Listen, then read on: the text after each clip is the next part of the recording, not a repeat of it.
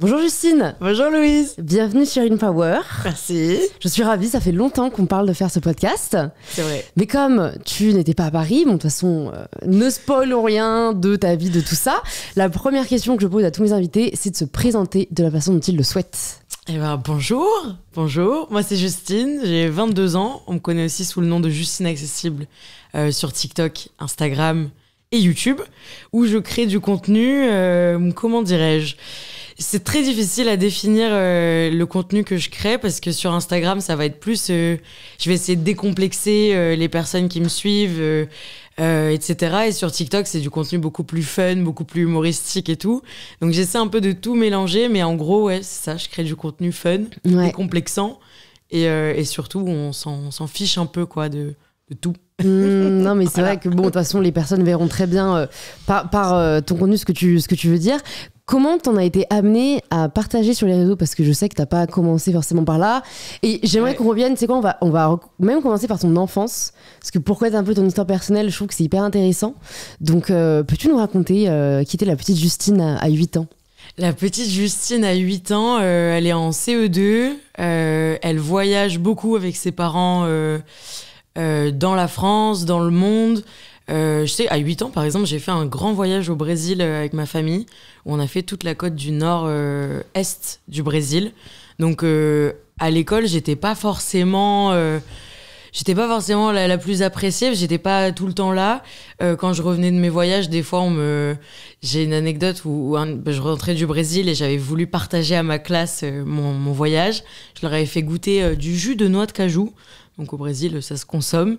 Et tout le monde avait trouvé ça dégoûtant et tout le monde m'avait traité de papoisienne, donc rien à voir. Mais j'ai eu un peu cette étiquette de sauvageonne pendant toute ma primaire. Et ensuite, du coup, collège, là, ça a été très complexe, comme tout le monde. Je pense vraiment tout le monde galère au collège. Collège, ouais, non, il n'y a pas eu de trucs très positifs pendant le collège. Qu'est-ce qui a fait que tu voyageais autant? En fait, tu voyageais même pendant l'année scolaire? Ouais, bah des fois on voyageait pendant l'année scolaire. En fait, ma mère est chef d'entreprise, elle a une école de langue, et du coup elle va chercher des clients à droite, à gauche, un peu partout dans le monde. Mon père était père au foyer, donc s'occuper de mon frère et moi à la maison pendant que ma mère partait justement dans ses grands voyages. Et des fois elle nous prenait avec nous dans ses valises et on partait. Donc on a fait l'Indonésie, on a fait le Brésil. Vraiment tout plein de pays de fous. Donc j'ai beaucoup bougé. Et t'as vécu ça comment? Parce que je me rends pas compte en fait ce que c'est pour une enfant de 6, 7, 8 ans de bouger de pays en pays. C'est pas la même langue, c'est pas la même culture. Est-ce que t'avais conscience de tout ça? Est-ce que toi tu voyais juste ça comme quelque chose de marrant, ou t'as eu parfois des difficultés d'intégration? Non, moi j'ai vraiment toujours vécu ça comme une enfant, quoi. En mode c'est trop cool, on loupe l'école, on va en voyage, on va se baigner alors que nos copains ils sont sur les bancs de l'école, et moi c'était mon père qui me faisait du coup les cours sur des petites îles au Brésil pendant que ma mère était dans les grandes villes brésiliennes à travailler. Donc ça, on a fait ça, et franchement non, c'était vraiment comme une enfant, quoi. Et pas de... Et est-ce que c'est au collège que tu t'es rendu compte de la différence, ou... Ouais, au collège, je me suis rendu compte que du coup, avec ces expériences, ces voyages et tout, j'avais peut-être grandi un peu plus vite que les autres. Et du coup, je suis arrivée et j'étais déjà pas trop en phase avec les gens. Que ce soit physiquement, j'étais un peu plus développée aussi que la moyenne. Et du coup, intellectuellement et tout, j'étais beaucoup plus ouverte. Je parlais très fort. J'avais pas trop de filtres, en fait. Même en cours, je parlais beaucoup et très fort. Et on me le faisait remarquer. Il y a des profs qui détestaient ça, que je me lève, par exemple, en cours, ou que... j'avais des règles et des normes sociales... Je les connaissais, et d'un autre côté, j'étais quand même pas totalement en phase. En fait, je trouve ça fait sens, tu vois, parce que si jamais t'as voyagé dans beaucoup de pays, en fait, tu te rends compte que les normes sont vachement des constructions sociales, qu'elles sont différentes d'un pays à l'autre. Donc, en fait, je pense que, inconsciemment, ton cerveau s'est dit, mais en fait, ça n'a aucun sens. Ces espèces de règles qu'on nous impose, certaines ont bien sûr du sens, mais d'autres sont vraiment plus là pour... par pure convention, par pure habitude, par habitus, tu vois. Et toi, je pense que, voilà, d'un pays à un autre, j'imagine qu'au Brésil, c'est pas du tout le même rapport aux autres, c'est pas du tout. Mais du coup, je suis quand même très vite rentrée dans les normes. Hein. J'ai quand même depuis toujours ce sentiment et cette volonté, et je pense qu'il va me guider toute ma vie. Et c'est un truc sur lequel il va falloir que je travaille toute ma vie, c'est de plaire à tout le monde. Ah ouais, t'as ce truc. J'ai cette grosse pression d'essayer de plaire aux autres constamment, et du coup dès le collège, genre quand j'ai compris que c'était pas comme ça qu'il fallait faire, j'ai très vite redressé le tir. Je m'adapte en fait très facilement, voire trop. Je m'adapte un peu trop. Ouais. Donc du coup des fois je fais tout pour rentrer dans le moule, et au collège ça m'a pas du tout porté ça m'a porté préjudice en fait. Dans le sens où du coup on s'est moqué de moi parce que j'essayais d'être quelqu'un, j'essayais d'être comme ces nanas un peu populaires au collège et tout, et tout le monde me regardait en mode mais toi pas du tout, enfin toi t'es pas comme ça, toi t'es machin, voilà. Et c'est pas un truc dont t'arrives à s'être détaché au lycée ou un peu après Le truc de plaire à tout le monde, non, c'est toujours une volonté très très très profonde. Au final je pense qu'il est commune à tellement de personnes et qui est exacerbé par les réseaux sociaux au final. C'est accepter de déplaire. Et je crois que c'est Leila Slimani qui le dit dans Femme puissante, que pour elle la définition de la puissance c'est accepter de déplaire. J'ai trouvé ça hyper puissant. Justement, dans l'absolu, c'est vrai que tu te libères de vachement de choses quand on abandonne ça, quoi. C'est trop dur, c'est trop dur. Et alors si on vient après ton lycée, tu décides de faire quoi dans ce moule où t'essayes de rentrer mais où tu sens que t'as quand même pas la place la plus évidente? On est vraiment à la fin du collège. Je pars aux États-Unis, donc toute seule pour la première fois, dans une famille, et je vais y rester quand même tout un été. À la fin du coup de mon année de quatrième, avant la troisième, et là je me rends compte en fait que en étant loin de toute cette négativité, de ces gens à qui j'essayais de plaire, je savais pas trop pourquoi au fond. En fait, ils étaient pas là. J'étais très loin de tout ça et ça se passait très bien. Et c'est là justement que j'ai découvert les réseaux sociaux aussi aux États-Unis. Où j'ai commencé à me prendre en photo. J'avais un compte Ask. Ah ouais. Si tu te souviens de ce réseau social. C'est vrai. Tu m'avais dit. Que tu t'étais fait un nom sur Ask en fait. Exactement. Donc le pseudo juste inaccessible, j'ai lancé sur Ask justement avec cette idée de toute façon, je suis inaccessible. Je ne suis plus là. Je ne suis plus en France. Je suis loin de vous et je vais vous montrer que moi aussi, je suis cool, quoi. C'était l'idée de base, elle n'était pas forcément très saine. Et puis, je me faisais vachement insulter quand même dessus parce que du coup, les gens de mon collège me voyaient dessus et m'envoyaient ces trucs où t'envoyais des questions en anonyme. Bah oui, en plus, malheureusement, le pouvoir de l'anonymat. Donc harcèlement de fou. Et je crois que Ask FM a été shut down parce qu'il y a eu des suicides, en fait. Il y a eu des suicides, Mais c'était un réseau social hyper malsain, hyper pervers et tout. Et en fait, bizarrement, va savoir pourquoi, à travers l'écran, j'arrivais grave à répondre aux gens, alors qu'en face, genre quand je me faisais dans la cour du collège, j'avais pas mal de filles des fois qui se mettaient autour de moi, qui s'attroupaient, qui me balançaient des trucs dans la tête et tout. Je pleurais direct et j'arrivais pas du tout à répondre. Et là, à travers l'écran, j'avais un espèce de pouvoir et un humour que j'avais jamais eu. Et du coup, je me faisais traiter de plein de noms pas cool et pas gentils, qu'il faut jamais traiter les gens comme ça. Et je répondais avec beaucoup de tact. Et ça a fait marrer les gens. Et du coup, ça a cartonné. Et je crois, sur Ask, à la fin de mon année de troisième, je devais avoir 8000, 10 000 abonnés, un truc comme ça. Je savais même pas qu'il y avait des abonnés sur Ask. Enfin, c'était une autre époque. C'était vraiment une autre époque, truc de fou. Et du coup, je reviens de ce séjour aux États-Unis avec ce nouveau réseau social et tout, machin. Mes parents commencent à capter que je suis un peu en train de dériver. Donc, on me supprime mon téléphone portable dans toute mon année de troisième. Ah ouais, quand même. Ouais. Mon père me dit, c'est n'importe quoi. T'as pas du tout l'âge de faire ça, d'être sur les réseaux, c'est machin. Donc, tous les soirs, pendant 1 an, je vais en fait piquer un téléphone qui est caché dans la salle de bain. C'est un téléphone que ma mère utilise pour mettre de la musique dans la salle de bain, un vieil iPhone 3. Et je vais en fait continuer à faire des trucs sur Ask et Instagram via ce téléphone pourri, quoi. D'accord. Voilà. C'est marrant, on essaie de se démerder comme on peut. C'était tes débuts de créatrice de contenu. Exactement. Les tout débuts et en secret total. Quoi. Donc on arrive fin de troisième. Là, il faut le choix du lycée. Donc j'avais le choix soit d'aller dans mon lycée de secteur, pour faire un double bac en allemand, parce que moi j'ai toujours fait des langues beaucoup, et donc allemand beaucoup au collège. Soit je pouvais partir en section internationale pour apprendre, du coup faire un double bac en anglais. Donc c'était une filière qui était un peu plus sélective et du coup qui me permettait aussi de me casser des gens avec qui j'étais au collège. Et justement, je voulais vraiment... tout ce que j'ai souhaité le plus pendant mon année de 3e, c'était de partir. Partir, quitter ces gens et recommencer de 0, 0, 0. Et j'ai eu de la chance, j'ai été prise dans cette section, qui était quand même à 45 minutes de chez moi en transport. Donc, il y avait tout un nouvel enjeu, de nouvelles choses. Et là, je me suis totalement 100% épanouie. Je suis arrivée, j'ai rencontré des gens qui avaient beaucoup voyagé pendant leur jeunesse aussi. Beaucoup de personnes avec des familles bilingues, des personnes qui avaient soit des parents hollandais, australiens, internationaux de fou. Et du coup, une ouverture d'esprit incroyable. Et donc, ça m'a grave libérée. Et à partir de là, sur Instagram, je commençais à faire de la photo. Donc, en tant que petite minette blonde, toute mignonnette du lycée, quoi. Et ça marchait bien. Ça marchait bien. Et voilà. Ça, c'est le lycée. Ça s'est hyper bien passé. Et tu penses que c'est parce que t'es arrivée en te disant à partir de maintenant, je suis moi-même, ou t'avais encore ce truc de OK, il faut que je joue un rôle et t'as essayé d'être la personne que tu voulais être? Je pense que j'ai plus essayé d'être la personne que je voulais être. Et je me suis dit, là, en fait, c'est ma chance de pouvoir être ce que je voudrais être, vraiment, pour le coup. D'être la meuf qui s'en fiche un peu, si j'ai envie de parler fort, je parle fort. À l'époque, je parlais pas mal de sexe, un peu, pour avoir... j'avais une image un peu qu'on m'avait créée au collège. J'avais envie de l'enlever, en fait. Donc, de devenir quelqu'un d'autre...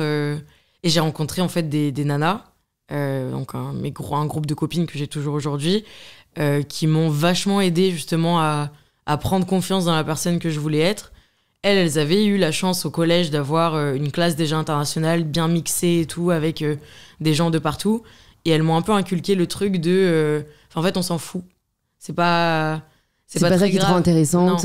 Tu peux détacher de l'étiquette qu'on t'a apposée. C'est ça. Ouais. Ici, tu seras plus ça, et si t'as plus envie de l'être, t'es pas du tout obligé de l'être. Et ces gens-là, si t'as plus envie de leur parler, tu peux ne plus leur parler, en fait. Il faut pas que tu te sentes mal de couper des liens avec certaines personnes. Et ça, elles me l'ont fait grave réaliser. Du coup, c'est pour ça que j'ai passé mes 3 ans de lycée, des années de fou, quoi. C'était où, ça? C'était à Montpellier? Ouais, j'étais au lycée Jules Guesde à Montpellier, RPZ. S'il y a des gens qui connaissent, qui étaient peut-être. Lycée international qui est génial parce que c'est un lycée, en fait, où tu peux faire des doubles bacs dans plein de langues. Donc, en espagnol, en italien, en japonais, en chinois. Il y a du portugais. Moi, j'avais portugais en LV3. Tout ça, c'est un super lycée, quoi. Ouais. Et ça t'a pas donné envie ensuite, surtout que tu disais que t'avais quand même adoré cette expérience aux États-Unis. Après le bac, tu te dis pas ça me correspond peut-être plus, j'ai ce double bac anglais, faisons-en quelque chose. J'ai tenté Sciences Po, le campus de Reims, du coup, qui est basé sur l'Amérique du Nord, donc États-Unis, tout ça. Bon, j'ai pas été prise. Et j'ai intégré une double licence de droit franco-anglais à Toulouse. Donc on restait un peu dans l'anglais quand même. Je devais partir au Pays de Galles à la base, à Bangor. Je devais faire 2 ans à Toulouse et 2 ans au Pays de Galles. Il s'avère que j'ai fait 1 an et demi que je me suis cassée, mais oui, à la base, après les études, je me suis dit, il faut que je fasse un truc quand même en rapport avec l'anglais, puisque je maîtrise, donc voilà. Et alors, 2 questions qui me viennent. Déjà, comment tu vis le fait d'être refusée à Sciences Po?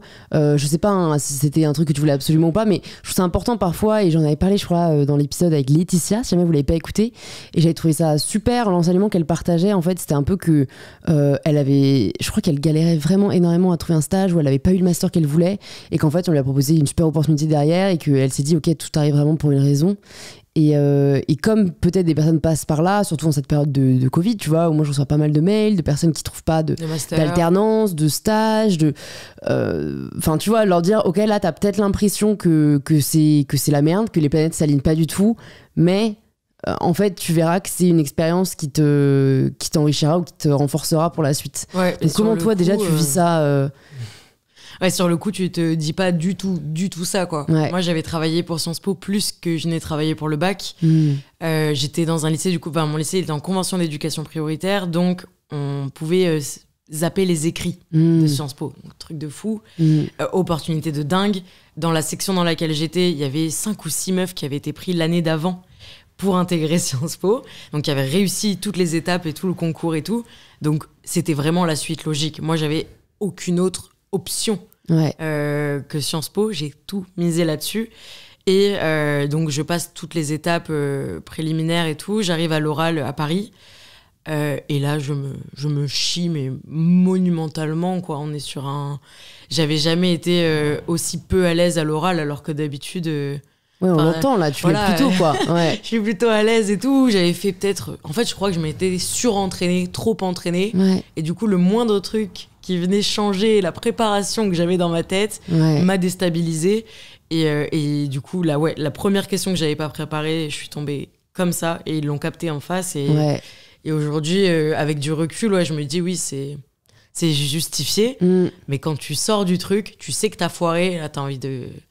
C'est dur, c'est dur. Non mais attends, ça c'est une super belle leçon. Est-ce que tu as des conseils pour justement pas ruminer un truc? Moi je sais que je suis la pro du j'aurais dû. Et c'est hyper néfaste. Ma sœur Camille, elle me le fait toujours remarquer. Elle me dit mais en fait arrête, enfin move on. Tu vois, je me rappelle, on m'a volé mon téléphone il y a 2 ans quand j'allais faire un raid solidaire en Islande.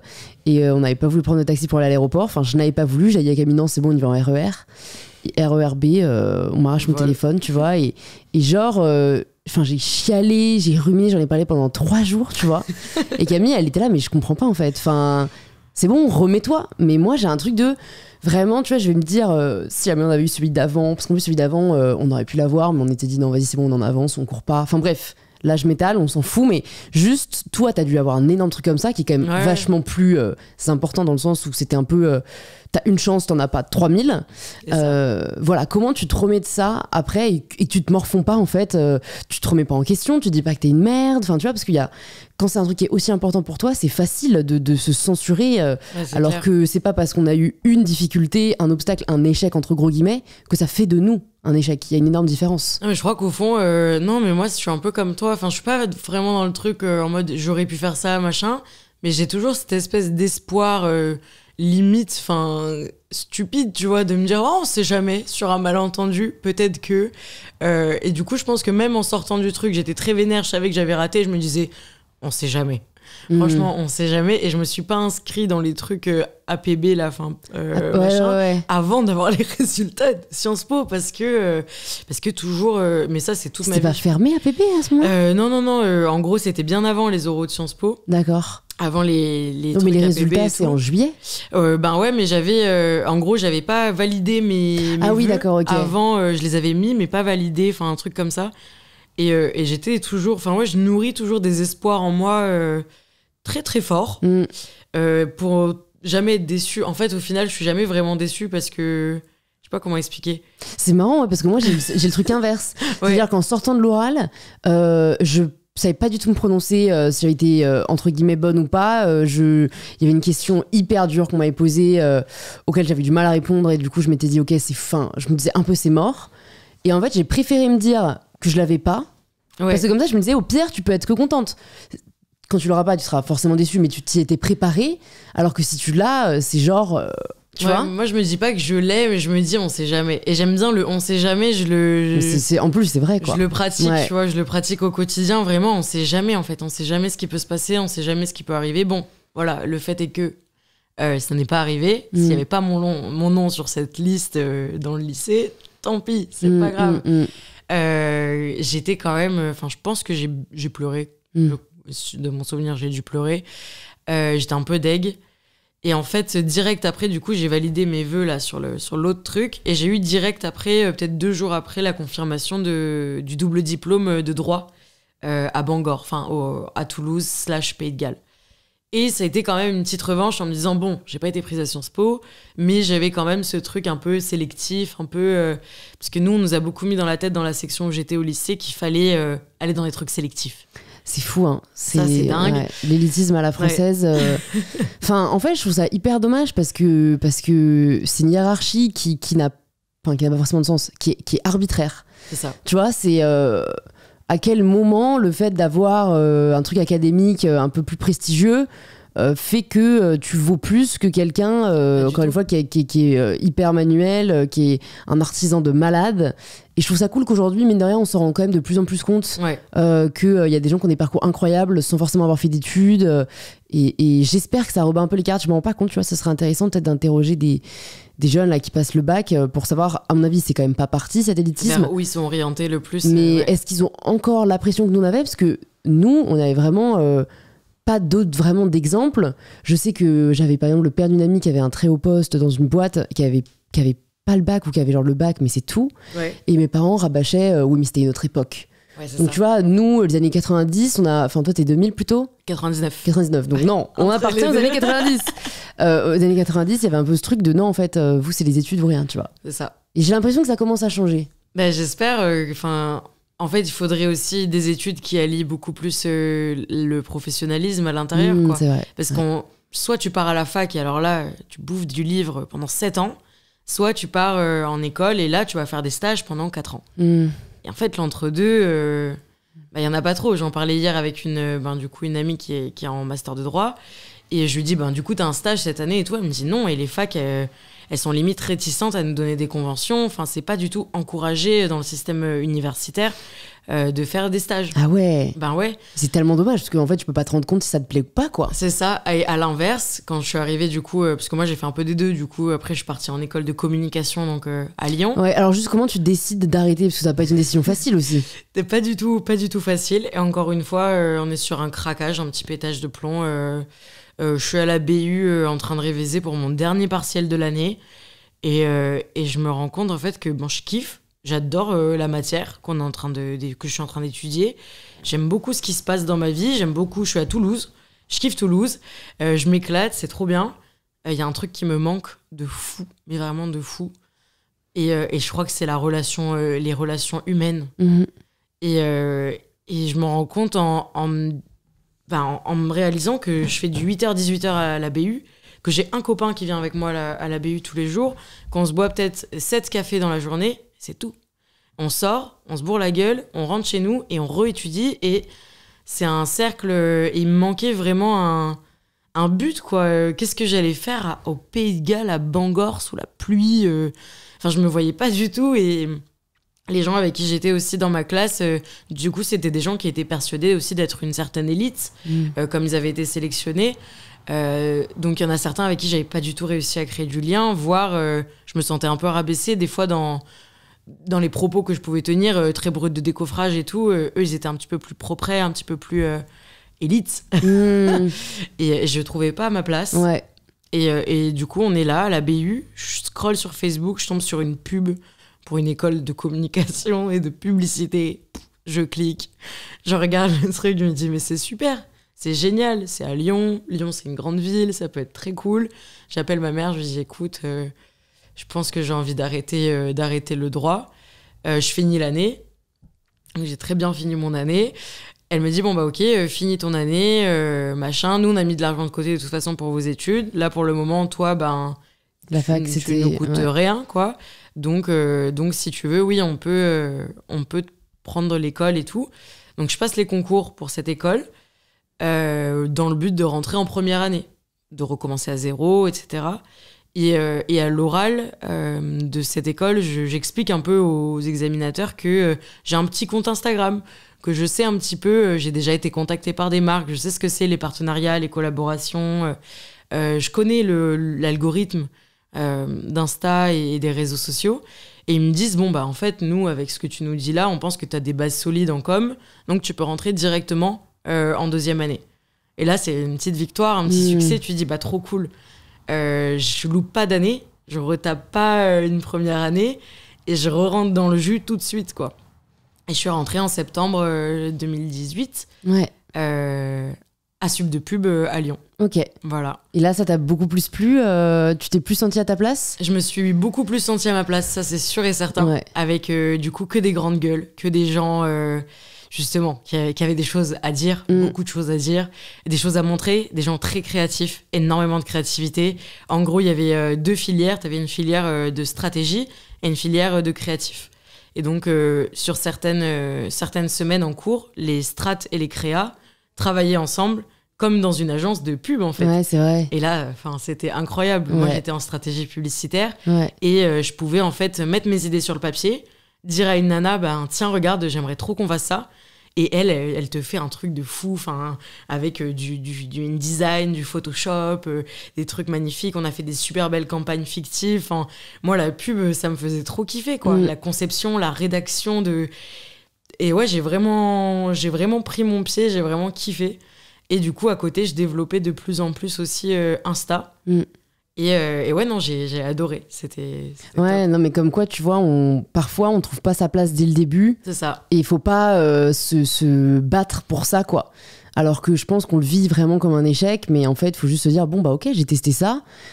Parfois, je dis souvent, si on trouve pas sa passion, genre si c'est pas une évidence, bah faut procéder par élimination, quoi. Ouais, c'est ça.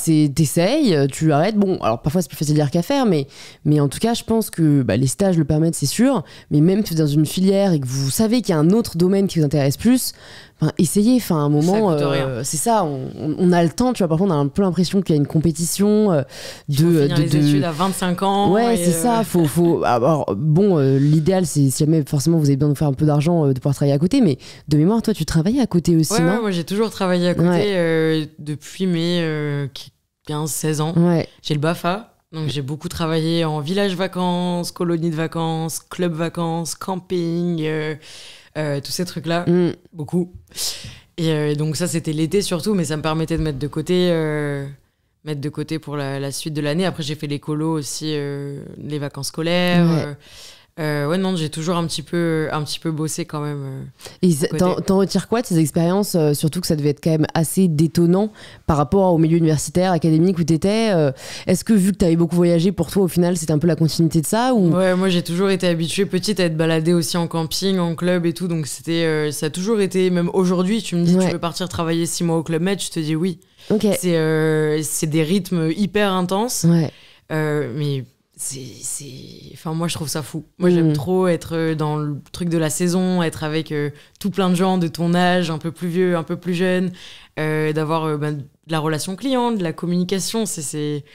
Ouais, non, c'est toujours pareil, hein, on reste toujours sur l'humain. Et moi ça a toujours été ça. Et les études pour apprendre les humains, bon oui, t'as de la psycho, ok. Mais pour être avec des humains... Il y a mieux que le terrain, quoi. Ouais, c'est ça. C'est ce que tu te dis quand tu termines tes études. Tu te dis quoi? Tu sais où tu veux aller? Tu patauges un peu? Je sais pas si elles sont terminées, mais je sais même... Enfin, mes études, elles se sont arrêtées un peu malgré moi. J'ai pas du tout choisi de terminer mes études. On choisit toujours un peu. Oui, un petit peu, mais j'ai pas vraiment choisi. Du coup, je suis partie 6 mois en Erasmus à Vienne, en Autriche. Là où je suis encore aujourd'hui, d'ailleurs. Plus pour longtemps, mais j'y suis encore. Et du coup, je pars 6 mois avec l'idée d'apprendre l'allemand. Déjà, à l'école, on me dit c'est pas forcément une bonne idée de partir parce que tu pourrais faire ton stage de fin de 3e année sur 6 mois, comme tous tes camarades, plutôt que de partir apprendre une langue qui ne sert à rien, quoi. On m'a un peu dit ça. J'ai dit, bah non, moi, l'allemand, ça fait quand même longtemps que j'ai envie de le perfectionner, de le parler vraiment très bien. Et j'ai vraiment envie de partir. Et c'est vrai qu'on m'a pas forcément encouragée, quoi. Ouais. Et donc, je pars en Autriche. Je m'inscris dans des cours qui n'ont rien à voir avec mes cours. Enfin, j'ai pris des cours qui avaient à voir. Et j'ai pris, je crois, peut-être 15 crédits en plus de ce que je devais faire de base en journalisme. Ouais. Pour tâter le truc. Je me suis dit, trop cool. J'aimerais trop faire un master en journalisme. Ça doit être trop génial. Je pense que ça peut me correspondre et tout. Donc, je prends des cours sur ça pendant 6 mois. Je valide mon année, du coup, en ligne, Covid, confinement. Ouais. Tout ça en Autriche, avec du coup du journalisme, de la com, tout ça mélangé. Je postule à des masters. Je postule à 5 masters. Donc, certains en fac de com, fac de journalisme, Sciences Po. Et je sais, voilà, beaucoup de masters de communication finalement, communication globale ou communication publicitaire et tout, mais à l'université. Je postule dans aucune école privée. Je me dis, j'arrête l'école privée, c'est bon, je peux retourner dans le système universitaire, j'ai un peu travaillé. Maintenant, j'aimerais bien retourner au bouquin, justement. Et là, on me dit, bah non, c'est pas... Enfin, en fait, le système universitaire, on a un level qui est beaucoup plus élevé. Enfin, moi, de ce que j'entends, c'est ça, on est beaucoup plus chaud que les gens en école. Là, ça fait 2 ans que vous n'avez pas touché un livre. Vous ne pourrez pas rentrer dans un master comme ça, quoi. Donc, les 5 masters où je postule, les 5, on me dit ciao. On me dit, bah non, pas de master. Donc là, j'arrête mes études.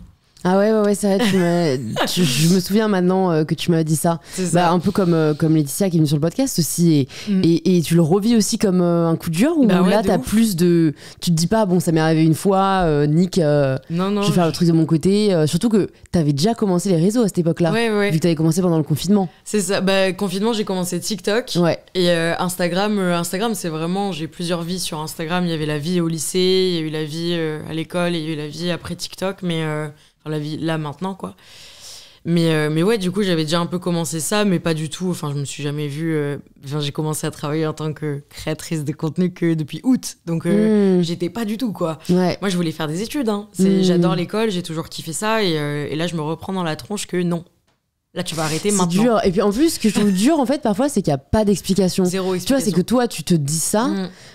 Bon, tu vois, il y a sûrement une part de vrai mais je trouve que après ils peuvent peut-être pas le faire pour tout le monde, tu vois, mais ça aiderait d'avoir en fait un retour. Un retour. Nous on cherche des profils plus ceci, plus cela, enfin là t'es juste ça fait très rejet en fait. Ouais, c'est ça, moi je l'ai vraiment pris comme ça, et d'un autre côté je me suis dit, j'étais en Autriche, le confinement venait de finir, et je me suis dit bon, là en fait si la France veut pas de moi, enfin ça veut dire qu'en gros je l'ai un peu pris comme ça, genre la France veut pas de moi, donc je vais rester en Autriche et je retournerai pas en France tant que j'aurai pas une raison d'y rentrer quoi.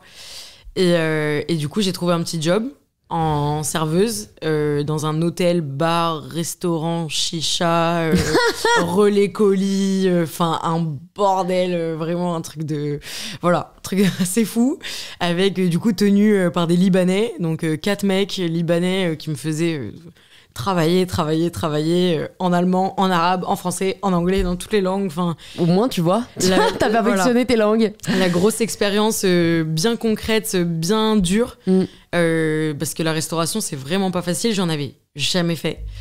Et je me retrouve là, du coup, à faire du service pendant tout un été et à faire plus que du service, faire beaucoup de choses dans cet hôtel. Et voilà. Et du coup, reconfinement en octobre. Donc là, les bars et restaurants referment. Et moi, je dis à mon patron, je dis bon, bah voilà, là, depuis cet été, moi, j'ai beaucoup travaillé avec vous. J'aimerais bien rentrer un petit peu pour les fêtes dans ma famille. Il me dit ok, on signe une petite rupture conventionnelle et tout. Et donc, j'arrête de travailler. Je rentre dans ma famille 1 mois. Donc pendant 1 mois, j'ai plus de boulot. Mais j'ai toujours mon appart en Autriche. Et après les fêtes, du coup, je reviens en Autriche. Ma mère me met un peu la pression en mode franchement, tu vas pas rentrer en Autriche pour rien faire. Il faut que tu fasses quelque chose. Donc, je valide mon B2 en allemand. Je travaille un petit peu, je passe les tests d'allemand. Et je trouve un autre job. Je trouve un job en stage dans une start-up qui s'appelle Inoco et qui développe, en gros, c'est comme Yuka, mais qui te calcule ton impact carbone sur les produits que tu achètes. Et donc moi, là, je rentre là-dedans, start-up, monde de start-up, je connaissais pas du tout, où en fait, t'es pris à partie dans le process de A à Z. Vraiment, c'est... Donc, très, très belle expérience, encore une fois. Et en même temps, derrière, il y a les réseaux sociaux qui continuent à prendre de la place. Et c'est pour ça que je les ai quittés en août. Pour Instagram, pour TikTok, pour me mettre à fond là-dedans, quoi. C'est hyper intéressant, on va venir à cette partie-là, plus création de contenu. Ce qui m'impressionne quand même, c'est un peu ta confiance, ou en tout cas ton... Enfin, tu vois, t'avais pas l'air particulièrement inquiète de quoi demain sera fait. Tu te dis quoi, en fait, quand au final t'es refusée dans les masters, donc tu trouves ce job où tu fais un peu de tout. Est-ce que tu penses à ton avenir, tu penses à ton futur? Tu sais, il y a tellement ce truc de quelle va être ma carrière, quel va être mon avenir. Tu penses pas du tout long terme. En fait, tu te dis bon, de toute façon, je trouverai toujours un truc et on verra là où je me plais, quoi. J'ai toujours été très court terme, au jour le jour, voire à l'heure par heure, hein, parce que je suis très anxieuse. Donc en fait, si je commence à penser à après, là c'est fini. C'est marrant, t'as pas du tout l'air anxieuse. Ah ouais, pourtant, si tu vois l'état de mes pouces, ah oui, c'est vrai, on s'est dit ça pour la table ronde qui sort très bientôt. Oui. Que tu disais, on évacue le stress comme on peut. C'est ça. Non, je suis une grande anxieuse. Hein. Je fais des grosses crises d'angoisse et tout. Mais tu sais, j'en ai jamais parlé sur le podcast. Alors que ça, peut-être qu'on a parlé un peu de stress, d'angoisse et tout, mais de crise d'angoisse, de comment on gère l'anxiété au quotidien. Je suis toujours preneuse d'explorer des sujets qui concernent en fait beaucoup de monde, de plus en plus. C'est un peu un mal de société. C'est mal de société de fou. Et est-ce que tu as réussi un peu à t'améliorer entre guillemets avec le Pas du temps? tout. Non, t'as zéro solution. Non, Alright. c'est bon. Voilà. Je suis désolée. On va revenir à tes études. non, on peut. Ouais, non, ou ce qui marche pas peut-être. Bah justement, ce qui marche pas, c'est de se dire et si j'avais fait ça, et si je pouvais faire ça, Ouais, ça c'est clair. et peut-être que, mais alors comment on va faire si nanani nanana, toutes les peurs là que t'as dans ta tête qui reviennent constamment. En fait, plus t'y penses, plus elles deviennent réelles et du coup, plus elles te font stresser quoi. Et donc justement, j'essaie d'anticiper un maximum pour justement le moins possible me poser de questions sur ce qui va se passer plus tard. Ouais. C'est très grave, hein, mais... En fait, c'est vrai qu'on a vraiment un problème avec l'incertitude aujourd'hui, tu vois. Il y a un côté où, je sais pas, vu que les réseaux sociaux sont omniprésents, vu qu'il y a tellement de projections sur l'avenir, que quand ça se passe pas comme tu pensais que ça allait se passer... c'est dur, c'est un coup dur. C'est super dur. Et justement, si t'as pas trop d'attentes et que tu te laisses un peu... Moi, j'aime bien ce truc de suivre le courant. Ouais. Voilà, je suis un peu comme ça, je suis le courant, je suis le flow, tant que ça va, ça va. Et justement, faut pas trop se poser de questions. On pense pas trop à quand ça n'ira pas. Non, voilà, parce que sinon, c'est là que tu finis sur ton canapé comme ça, à te ronger les ongles. Qu'est-ce que je fais de ma vie? Vraiment, je suis trop dans le mal. Non, mais ça, je trouve ça vraiment dommage, quoi, que tu vois, que ça concerne aujourd'hui autant de gens. Genre, je sais pas, j'ai l'impression qu'il y a peut-être 3 personnes sur 4 qui sont anxieuses à des degrés différents, tu vois. Mais pendant longtemps, moi, je pensais que je l'étais pas et en fait, je le suis grave. Enfin, j'en avais pas forcément conscience, ça se manifeste par plein de moyens différents, mais perso, j'ai l'impression que mon expérience un peu dans le domaine, une des seules vraies solutions, c'est le ralentir, quoi. C'est la méditation, c'est le yoga ou les pratiques plus chill. Et je trouve que l'environnement joue vachement, tu vois. Je me suis pas encore ouverte à ça, ni yoga, ni méditation, alors que pourtant, tu vois, ma mère, elle est grave là-dedans. Elle fait du yoga depuis des années, de la méditation aussi. Et j'ai jamais... moi, je suis un peu hyper active et... T'inquiète, je connais. Et j'ai pas encore réussi à mettre le pied dedans. J'ai un peu peur. C'est que t'en as pas encore totalement besoin. Moi, je peux te dire, personne, généralement, tombe dans l'imitation par tiens, par curiosité. C'est genre, t'en as besoin, quoi. C'est ça. Je pense que j'en ai pas. Là, je suis bien dans le feu. Ouais. J'aime bien être dans le feu. Ouais, c'est ça. Ça te va pour l'instant, quoi. Pour le moment, ça me booste, ça me tire, ça m'excite. Et pour le moment, j'ai pas trop envie de ralentir. Mais ouais, franchement, il va falloir à un moment que tout le monde s'y mette, à se calmer, à se détendre, à prendre du temps pour soi, arrêter de donner tout le temps. Et c'est un vrai problème avec les réseaux sociaux, tu vois. Je sais pas comment tu le vis, toi, mais. C'est du non-stop, c'est un peu t'as un peu le côté si tu publies pas, t'as l'impression que du coup il y a des gens qui vont le faire plus ou qu'on va t'oublier ou que en fait tu peux tellement toujours donner plus que c'est super difficile parfois de se dire en fait c'est pas forcément la course au plus. Comment tu vis ça toi depuis ces 2 dernières années? Franchement, depuis c'est dur parce que j'ai eu plusieurs vies sur les réseaux sociaux. Il y a eu cette vie de petite meuf jolie à Montpellier qui faisait des photos en photoshooting et tout machin. Donc les gens me suivaient parce que j'étais mignonne. Je parlais pas, je racontais pas ma vie. Voilà, c'était purement physique. C'était purement physique. Quand ils disent, un peu comme toi, quand t'as commencé le fitness, c'était un peu, quand t'as fait ton compte alors fitness, alimentation et tout, non, c'était pas. Je me permets de dire que non, parce que moi, c'était dès le début vachement explicatif. Partagé. Ouais, moi, c'était des recettes, c'était des explications d'entraînement. Donc, moi, j'ai un gros manque de confiance en moi mais quand même, enfance, dans une matrix je me suis jamais dit, je suis jolie, je vais marcher sur les réseaux sociaux, vraiment pas. Mais dans une matrix un peu physique, un peu. Alors forcément, généralement tu commences le fitness pour le physique, donc c'est sûr que je cherchais la confiance en moi par là. Il s'avère que je me suis rendu compte que c'est pas là où je la trouverais, mais donc ça a été un apprentissage. Mais oui, c'est sûr. Mais par contre, moi sur les réseaux, non, c'était vraiment putain, je suis plein de meufs qui partagent mes centres d'intérêt, j'ai grave envie d'interagir avec elles.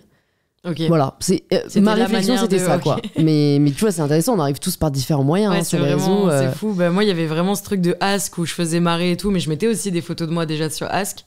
Et du coup, j'ai fait le compte Instagram avec un peu les mêmes photos, le même style de photos. Je savais ce qui plaisait, je savais ce qui marchait, je savais ce qui faisait cliquer. À l'époque, c'était l'époque de Baddies, des trucs comme ça. C'est trop drôle. C'est un peu la honte, mais... Il y a pas de jugement. Mais à la base de la base, mon compte Insta, c'était ça. C'était moi, je suis jolie, je me plais, j'ai confiance en moi et c'est tout. Ouais. Voilà. Et donc, après, le truc, c'est que ça, c'est pas forcément... c'est pas périn, quoi. Ça continue à faire un peu ça pendant mes études. J'arrive à Lyon. Et à Lyon, j'ai eu une petite période où ça allait pas trop bien. Et j'ai pris pas mal de poids. J'ai pris 15 à 20 kilos en 2-3 mois, un truc comme ça. Et du coup, beaucoup moins confiance en moi, beaucoup moins jolie, beaucoup moins... Dans les yeux de la société. De jolie sur Instagram, si tu veux. En gros, je me trouvais plus... les photos que je faisais, c'était plus du tout les mêmes. Les gens ont capté. J'essayais de me justifier. Stupide. Très mauvaise idée. Du coup, j'ai commencé à parler un petit peu plus. Je me suis rendu compte que les gens, quand je parlais, ils se désabonnaient. Dur. Très dur. Très dur. Franchement, quand tu te rends compte que tu n'es qu'une image et que ta personne plaît moins, entre guillemets, ça c'est vraiment la difficulté. C'est ça, les gens qui étaient abonnés, ils s'en foutaient de ce que j'avais à dire, de qui j'étais et tout. Enfin, franchement, rien à faire. Et je me suis grave perdue. Je me suis grave perdue pendant une année, que ce soit sur les réseaux sociaux ou dans la vie même en général. J'étais un peu à l'ouest. Et j'ai découvert via toi, pendant un voyage à Berlin, le hashtag On veut du vrai. Et le mouvement body positive qui va derrière, que je ne connaissais pas du tout.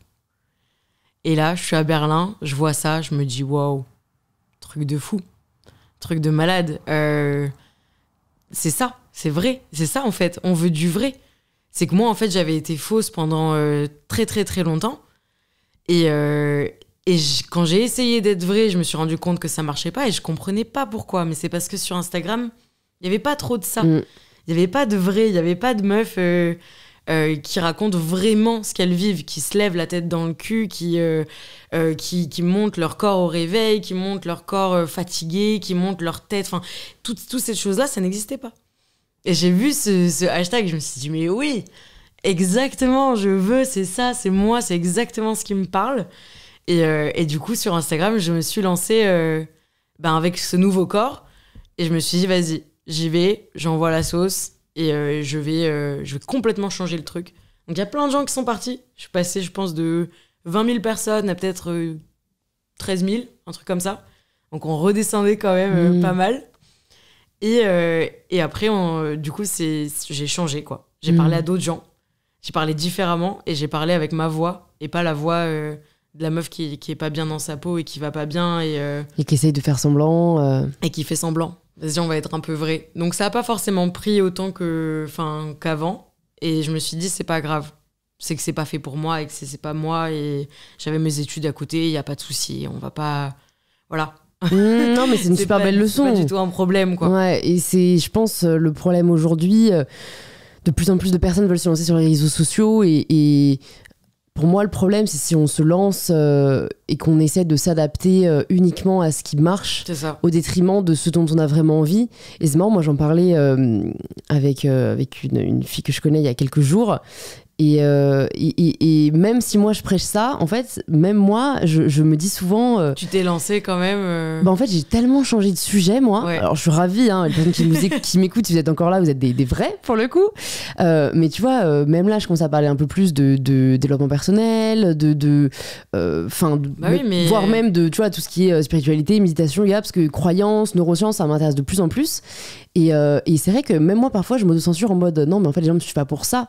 Et donc, il y a ce truc un peu de t'as envie d'apporter quand même ce que les gens attendent parce que t'as envie de leur faire plaisir.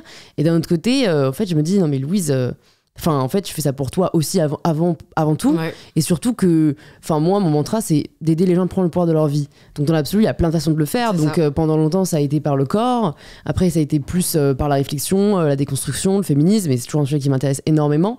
Mais c'est vrai que personnellement, je suis quelqu'un qui me lasse assez vite. Tu vois, je m'en rends compte vraiment.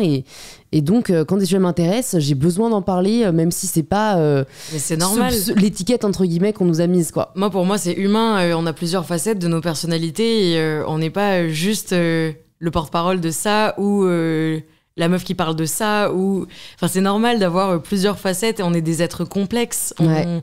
Et ça, moi, je l'ai découvert. J'ai pris confiance sur ça avec TikTok. Ouais.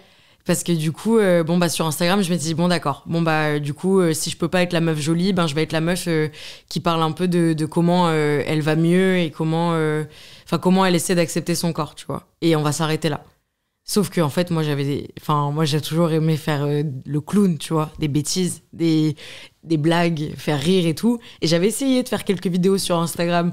Bon, bah les gens partaient, tu vois. Bon, ok, c'est pas. Ouais. C'est toujours pareil, c'est toujours pareil. J'ai tenté et à chaque fois, je me suis pris un peu des rejets, des refus mais j'ai pas perdu le truc à l'intérieur. Ouais. Je me suis juste dit bon bah si personne veut le voir, c'est pas le moment, je le montre pas maintenant, tant pis. Et là, TikTok arrive, confinement, en mai. Et je me dis, waouh, pouvoir faire des blagues. Je vais pouvoir faire nimp, en fait. Personne me connaît sur cette appli. Je suis personne. Je vais pouvoir faire ce que je veux. Et justement, du coup, je me suis affranchie complètement du truc d'être dans une case, d'être influenceuse ci ou créatrice de contenu ça. J'étais Justine. Et j'étais plus Justine juste inaccessible. J'étais Justine... très accessible. En mode, vas-y, je vais parler au plus grand nombre, je vais faire des blagues qui parlent à tout le monde, avec des petites punchlines, des petits trucs sur lesquels tout le monde peut se reconnaître. Et ça a pris...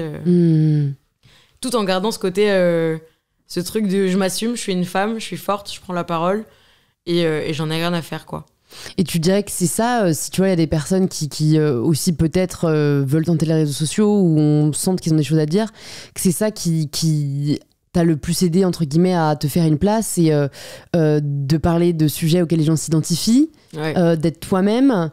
Est-ce que voilà, t'as quelques conseils à partager ? C'est un mélange de tout. Je pense qu'il faut vraiment être 100% en accord avec soi, en fait. Il faut...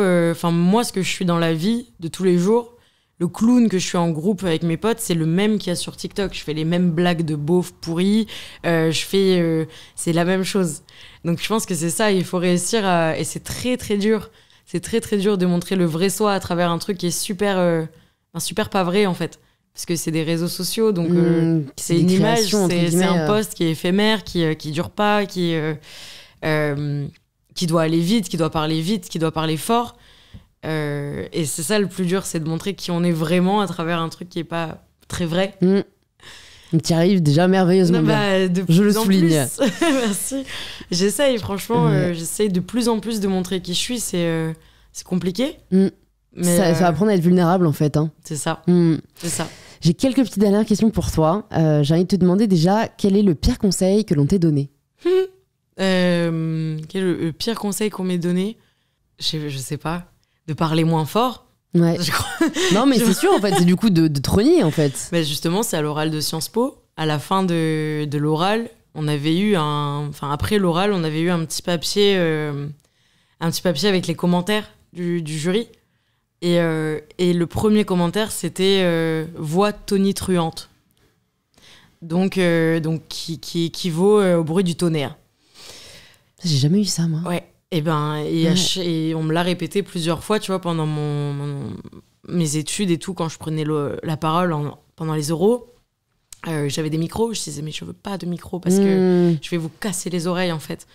Et parle moins fort. Mais non, j'ai pas envie de parler moins fort, juste et voilà, ça on me l'a dit plusieurs fois. Arrête de parler aussi fort, calme ta voix et tout, alors qu'aujourd'hui justement c'est une force, quoi. C'est une force et c'est pas grave. Ouais, c'est clair, c'est bien de le dire. C'est pas du tout un problème. Donc ça, je pense que c'est le pire conseil qu'on m'ait donné, c'est de me taire, en fait. Ouais. Voilà. J'ai une prof un jour en cours qui m'a dit de fermer ma gueule directement. On l'embrasse. Voilà. Et quel est le meilleur conseil qu'on t'ait donné ou le conseil que tu aimerais partager aux personnes qui nous écoutent ? Waouh. Le meilleur conseil qu'on m'ait donné ou que j'ai réussi, moi, une qualité que j'ai réussi à développer et que je pense que ça peut vraiment aider beaucoup de monde, c'est de rire de soi tout le temps. C'est en fait, si vous riez de vous-même, c'est beaucoup moins facile pour les autres de rire de vous ou de se moquer de vous sur des choses sur lesquelles vous vous moquez déjà, en fait. Donc moi j'ai appris ça, on se moquait beaucoup de moi, j'ai beaucoup de gens qui m'ont méprisé, qui ont rigolé de... Et oui, c'est vrai, ouais, je fais des trucs bizarres et ouais, je suis pas... j'ai des tocs, j'ai des trucs, c'est pas grave, on en rigole. Et je pense que rigoler de soi, c'est vraiment une manière de prendre confiance en soi, de s'assumer, de s'affirmer, qui est assez facile, au final. C'est peut-être le moyen même le plus facile, je pense, pour les personnes qui sont un peu extraverties et tout, de de prendre confiance en soi, de rigoler de soi et de s'amuser, ouais. Franchement. Génial. Est-ce qu'il y a une ressource, un livre, un film, ce que tu veux, un documentaire qui t'a particulièrement marqué et que tu aimerais recommander aux personnes qui nous écoutent? Ça peut être un livre que tu offres pas mal, ça peut être un film qui t'a fait réfléchir. J'ai beaucoup aimé L'homme qui voulait être heureux de Gounel, je crois que c'est son nom. Et donc ça, c'est un livre qui permet de prendre du recul vachement sur qu'est-ce que c'est d'être heureux, d'être bien. Il est vachement bien, ce livre. Je l'avais fini très très vite et je l'ai passé très très vite à une copine en lui disant bah tiens, ça, il faut vraiment que tu le lises. Et il y a un autre livre justement de développement personnel que j'aime énormément, c'est le développement impersonnel. Je le connais pas du tout, ce livre, tiens. De Julia de Funès. Ok. Incroyable.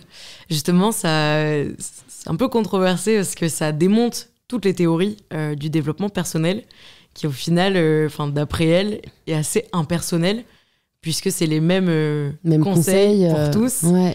Et comment tu peux donc adapter des conseils universaux à la personne.